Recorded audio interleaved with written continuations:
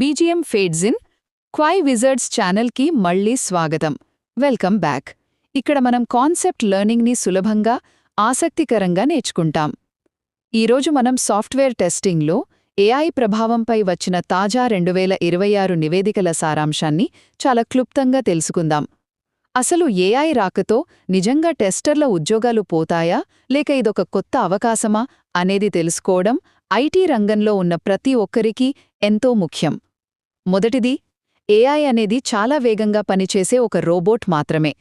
అది డేటాను ఇట్టే ప్రాసెస్ చేయగలదు, కానీ యూజర్ల ఎమోషన్స్ని, వాళ్ల అవసరాలను అర్థం చేసుకునే డిటెక్టివ్ లాంటి ఆలోచనా శక్తి కేవలం మనకు, అంటే టెస్టర్లకు మాత్రమే ఉంటుంది.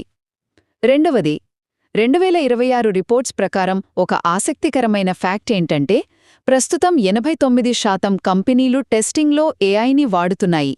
కానీ భవిష్యత్తులో టెస్టర్ల అవసరం తగ్గుతుందని కేవలం 11% బాసులు మాత్రమే అనుకుంటున్నారు. కాబట్టి ఆ భయం అస్సలు వద్దు. మూడవది, కొత్త స్కిల్స్కి ఇప్పుడు మార్కెట్లో భారీ డిమాండ్ ఉంది. ముఖ్యంగా జనరేటివ్ ఏఐ స్కిల్స్ ఉన్న టెస్టర్లకే 63% కంపెనీలు ప్రాధాన్యత ఇస్తూ ఎక్కువ జీతాలు ఆఫర్ చేస్తున్నాయి. BGM swell slightly for emphasis. చివరిగా, ఆ బోరింగ్గా ఉండే 60–80% పునరావృత్త పనులను ఏఐ ఈజీగా చూసుకుంటుంది.